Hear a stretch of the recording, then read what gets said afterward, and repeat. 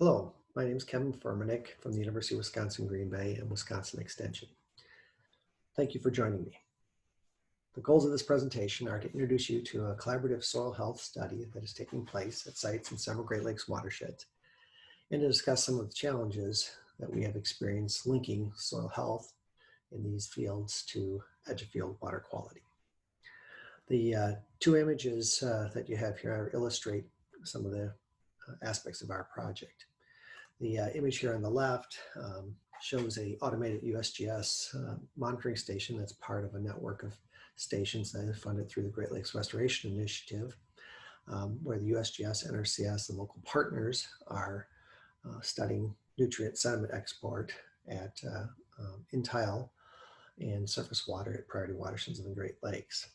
As depicted here, these are on working farms, and the producers want to know how their land management practices are impacting the soil health as well as the edge-of-field water quality. This image I took in September as we were waiting for corn to be harvested prior to doing fall infiltration and other physical measurements. And as you see here, it depicts a number of connections between the challenges between soil health and edge-of-field water quality. We have the management practices going on here. We know that this is a dairy farm, given that corn silage is being harvested. That adds questions such as, when is the manure applied? How does the manure application change with cover crops? How do the combination of changes impact soil health and water quality? How does the traffic on these fairly large trucks impact soil health, in addition to potentially impacting the runoff and so on as well? On the upper right here, you can see that we have a diagram of the flow areas that contribute to the monitoring station. The large area is the tile basin, and then the small area here is the surface water. So they're not always the same at these sites, and that creates a bit of a challenge in understanding the connection between the soil health parameters and the edge-of-field water quality. We began doing soil health at these sites in 2016, as depicted by these sample locations here. Sample locations, again, designed to capture the variability of the landscape, both from a management standpoint as well as the soil variability. So this presentation, some of my co-authors here primarily helping with this presentation are Molly Myers and Luke Loken. Other members of our project team are from Purdue University, USGS, Science Center, Water Science Centers, NRCS, and again, part of this work is funded through the Great Lakes Restoration Initiative. So as we think about this idea of making connections, if we think about soil health here as physical, chemical, and biological properties, how do we capture those and relate those to the edge-of-field water quality? And it might be that as we have conditions of improving soil health, that maybe small changes in soil health will create significant changes in edge-of-field water quality. And other situations might be where we'll have to get significant soil health measurement improvements before we see improvements in edge-of-field water quality. Or it could be more of a linear response, or one, as I show here in the red, where in some cases our measures of soil health, maybe organic matter or something like that, will increase to a certain level of improved water quality, but then actually cause a degradation or less water quality benefits. These soil health parameters or gradient might be changing across sites, and that's really what our study is looking at currently, but also through time potentially. We're going to be concentrating on the baseline data and not really looking at the temporal nature of our study yet. So if we think about what is the connection between soil health and field management and water quality, we depicted here on the right. We know that field management has direct impacts on water quality. That's what many of our models are used to depict, such as watershed models, edge-of-field models. And we also know there's lots of studies going on trying to relating field management to soil health parameters. In some cases, soil health, as it changes, it then influences field management as well. But making these connections between soil health and water quality are really a lot of what this symposium is about and what one of the goals of our project. All of these relationships are going to be sort of potentially impacted or maybe our bigger drivers on it are from other factors such as landscape factors, such as parent materials, soils, the drainage, slope location, or landscape position, I should say, climate or hydroclimate, as well as past management histories. So again, our work is looking at these linkages, but under the landscape or under the these overall factors that might be actually bigger influences than the impact of soil health and water quality.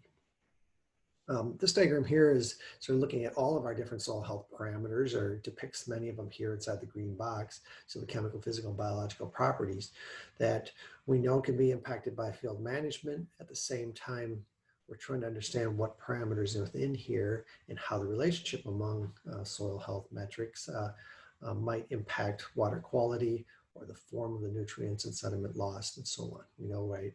We know, for instance, if we increase the organic matter within the soil, we might improve the aggregate stability, which then might have an impact on the sediment losses and so on. So our study is interested in some of these parameters and how they're interacting within each other, and the size of the arrows. But I'm really going to concentrate today on just sort of trying to link some of these soil properties, soil health properties, to edge of field water quality. In some cases, field management might directly influence the edge of field water quality without the soil being very much a player. And it seems to us in many cases, the acute management actions and or the weather drivers are much larger influence on the edge of field water quality than any of our measurements or many of our measurements of soil health as depicted here. So I'll demonstrate some of that data. Just a little bit additional information about the background of our study. We have about 14 sites ranging about 5 to 70 acres. Some of them are paired sites, some of them are before and after BMP sites. Some of them have field scale BMPs now being implemented in the more recent years. And also, it turns out about half the sites are from dairy rotation or have had received manure regularly or have received manure, and 7 sites are more row crop ag. Several of the sites do have tile. I won't be talking about the tile drainage information. We have sampling locations across these basins, and the basins, again, of Indiana here are larger ones. Some of the Wisconsin sites here are only 5 acres.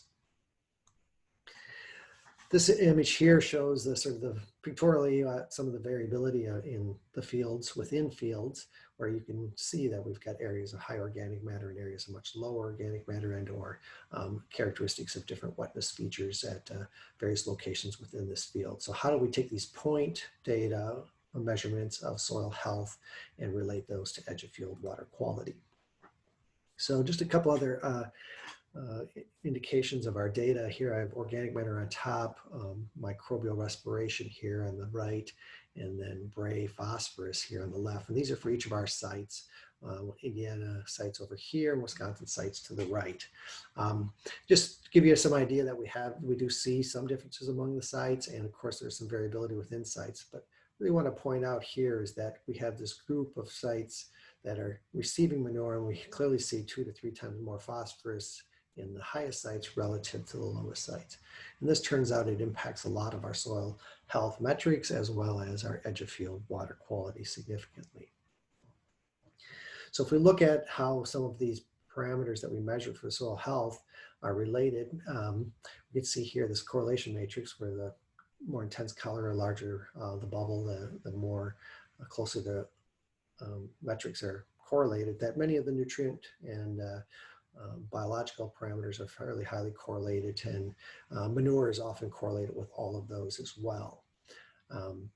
If we look at some other sort of more emergent soil properties such as hydraulic conductivity, field saturated hydraulic conductivity, we see some maybe expected results that we have negative correlation with bulk density, so higher bulk density, lower hydraulic conductivity, or greater compaction, lower hydraulic conductivity as depicted here. But some other parameters that are emergent soil health parameters such as water stable aggregates, we're not really seeing the expected results direction as far as the impacts on some of the functions within the soil. If we further break down the data from sites that have row crops with no manure versus more of a dairy rotation, some of these relationships among soil health parameters actually change both the degree of correlation as well as in some cases the direction. So clearly, if we're going to understand the impacts of soil health and water quality, we need to understand the or segment our data at least for these major management impacts such as manure in this case. Here's just a snapshot of some of the water data that we're going to be linking to the soil health. So these are event mean concentrations for 3 years from the various sites as depicted here. Each dot is like one event, a main concentration. Wisconsin sites in Ohio and New York here tend to be higher in all 3 of these parameters, suspended sediment, total phosphorus, as well as total nitrogen. Now, if we take these sites and link them to edge of field water quality, but before I do that, I want to just say a few things about what we're seeing that with the export of total nutrients, or in this case, phosphorus. Most of it's happening in the non-frozen time of the year. And of course, these manure sites on a per unit area loss are much higher, maybe 2 to 3 times higher than the row crop sites. We'd expect during this non-frozen time of the year that we would have the soil processes and the soil health are likely to play a bigger role in the edge of field losses. Okay, so now if we look at the soil health characteristics and try to link them, connect them to edge of field water quality. Let's see what we find out here. So we've done a number of just fairly simple regressions where we've taken various soil health measures individually and looked at, for instance, in this case, sediment concentration leaving the fields over, in this case, I think it's just 1 or 2 years. And if we just look at what are the key variables that have a relationship, some of them are the nutrient and organic matter relationships. And you can see on these diagrams that the orange circles are the manure sites and the green are the row crop sites. So clearly we have a lot of our variability within these soil health parameters are related to that manure factor in essence. It turns out that several physical factors also are related to sediment concentration. Some of them make sense, such as percent silt or percent sand, or slope, higher slope, greater losses, higher penetrometer resistance, meaning higher losses, so potentially less infiltration and more erosivity and so on. But some of them don't make sense, such as increased organic matter means more sediment loss and so on. Maybe these organic matter variables, because they're often closely associated with high clay sites as well as our steeper sites, they may be masking some of the other relationships. If we look at the multiple factors, excluding the biological factors, it turns out clay content and slope are the leading predictors of our sediment losses on these sites. By the way, some sites, some parameters such as bulk density don't quite make sense. When we have increased bulk density means lower sediment concentration. So we need to look at that more, and why does that come out that way in our current situation. If we move over and look at total phosphorus, again, we see some of the same parameters. In this case, these nutrient parameters, organic matter parameters are closely linked, to the total phosphorus losses on the landscape here. The physical parameters that also impacted suspended sediment, such as percent clay, sand, silt, and compaction or penetrometer resistance also impact total phosphorus, probably because about 70% or more of the phosphorus loss is as particulate phosphorus. Again, that bulk density one doesn't maybe quite make sense.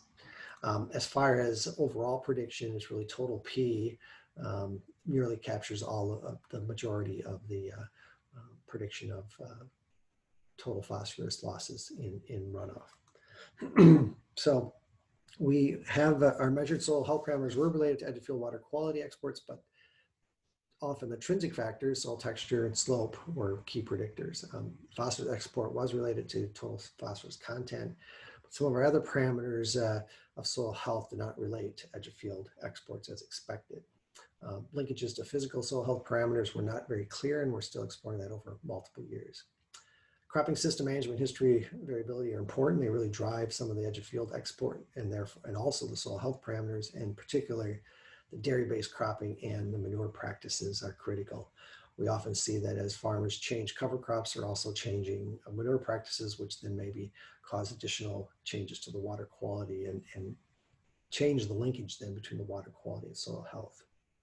Our work is on farms, so it's probably more reflective of the reality of what's happening on the landscape, but also adds a variability and confounds the interpretation of our data.